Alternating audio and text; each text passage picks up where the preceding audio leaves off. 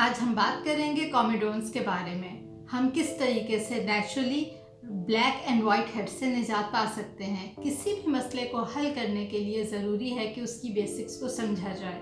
मैं डॉक्टर मरियम मुनीर रहमत clinic with siblings के प्लेटफॉर्म से आपसे मुखातिब। हमारी ज़िंदगी की एक तल्ख हकीकत, हम जिंदगी के मसाइल को सिर्फ सुपरफिशियली यानी ऊपरी सतह से ही फिक्स करने की कोशिश करते हैं। अगर इस बात को आज के टॉपिक से रिलेट किया जाए तो मैं आपको कॉमिडोन्स के बारे में बताऊंगी। देखा जाता है स्किन क्लिनजिंग के नाम पर हर हफ्ते सैलून के विजिट्स लग रहे होते हैं। ब्लैक हेड्स रिमूवल के चंद दिन बाद ही दोबारा से जिल्द की मखसूस जगह पर नजर आना शुरू हो जाते हैं। स्ट्रिप्स, फेशियल और बहुत सी आर्टिफिशियल क्लिनजिंग क्रीम से हम सुपरफिशियली वक्ती तौर पर जान छुड़ाते हैं और बुरी तरह से नाकाम रहते हैं। अगर हम स्किन के बिहेवियर और प्रोसेस को समझ लें तो हमारी जिंदगी बहुत हद तक आसान हो जाएगी। Let's talk about comedones. जब हेयर फॉलिकल, सीबम और डेड स्किन सेल से ब्लॉक हो जाते हैं तो वो कॉमिडोन्स बनाते हैं। सिंगल होगा तो उसको कॉमिडो बोलेंगे और जब मल्टीपल होगा तो उसे हम कॉमिडोन्स का नाम देते हैं। आमतौर पर ये लोगों में मिसकंसेप्शन पाई जाती है कि कॉमिडोन्स दो तरह के होते हैं। आज मैं आपको क्लियर कर दूं कि कॉमिडोन्स तीन तरह के होते हैं। ब्लैक कॉमिडोन्स जिनको हम ओपन कॉमिडोन्स बोलते हैं, व्हाइट कॉमिडोन्स जिनको हम क्लोज्ड कॉमिडोन्स बोलते हैं, और जॉइंट कॉमिडोन्स जब ये इकट्ठे एक जगह पे गैदर होते हैं।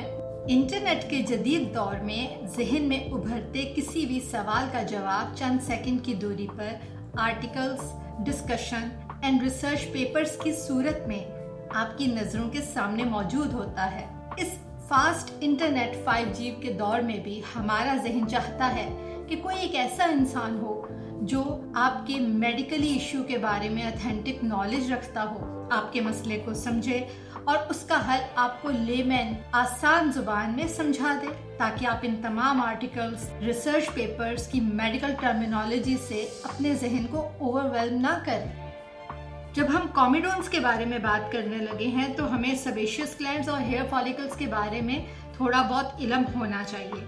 हमारी स्किन की मखसूस जगह के ऊपर हेयर फॉलिकल्स होते हैं जहां से हेयर ग्रो करता है, और उसकी बेस के ऊपर सेबेशियस ग्लैंड्स होते हैं जो कि एक मटेरियल वैक्सी ऑयली सब्सटेंस सीबम बनाता है। सीबम का काम क्या होता है? ये स्किन को सॉफ्ट रखता है, प्लायबल रखता है, स्किन को वाटरप्रूफ बनाता है, इसकी एंटीबैक्टीरियल एक्टिविटी होती है, प्रो एंड एंटी इन्फ्लेमेटरी इसके फंक्शंस होते हैं। आपको बहुत ज़्यादा कॉम्प्लेक्स मेडिकल टर्मिनोलॉजी में जाने की ज़रूरत नहीं है। सिंपली आपके लिए जानना इतना काफ़ी है कि सीबम के अंदर कुछ पॉजिटिव और नेगेटिव बैक्टीरिया होते हैं।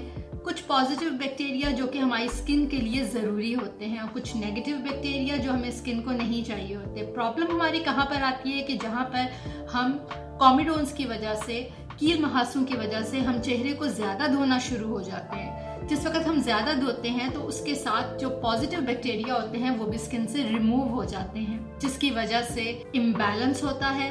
जब पॉजिटिव और नेगेटिव इम्बैलेंस होगा तो वहां पे फिर इन्फेक्शन स्टार्ट होने के चांसेस बहुत ज्यादा बढ़ जाते हैं। इंक्रीज पोर साइज और इंक्रीज्ड ऑयल प्रोडक्शन कॉमिडोन बनने की वजह है। तीन बेसिक रीजंस हैं। प्यूबर्टी, बलोगत के साथ मेन हार्मोन टेस्टोस्टेरोन, जो स्ट्रॉन्ग टेस्टोस्टेरोन या DHT भी कहा जाता है, वो जाके पोर साइज को और ऑयल प्रोडक्शन को बढ़ाता है।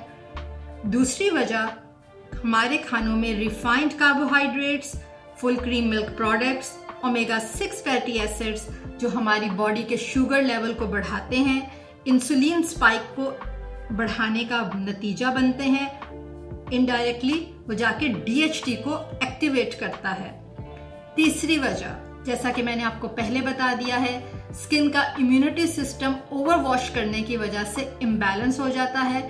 गुड बैक्टीरिया कम हो जाते हैं, बैड बैक्टीरिया की प्रोडक्शन ज्यादा हो जाती है, जिसकी वजह से कॉमिडोन्स या इंक्रीज्ड पोर साइज होता है और इंक्रीज्ड ऑयल प्रोडक्शन की वजह से कॉमिडोन्स बनने का सिलसिला शुरू हो जाता है।